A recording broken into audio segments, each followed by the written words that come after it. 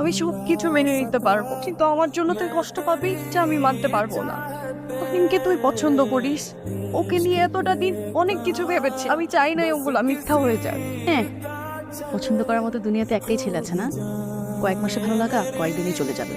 আর শোন, তোদের বিয়ের পরও কিন্তু একটা সুযোগ থাকবে, আমার থেকে দূরে দূরে রাখবে তানিমকে।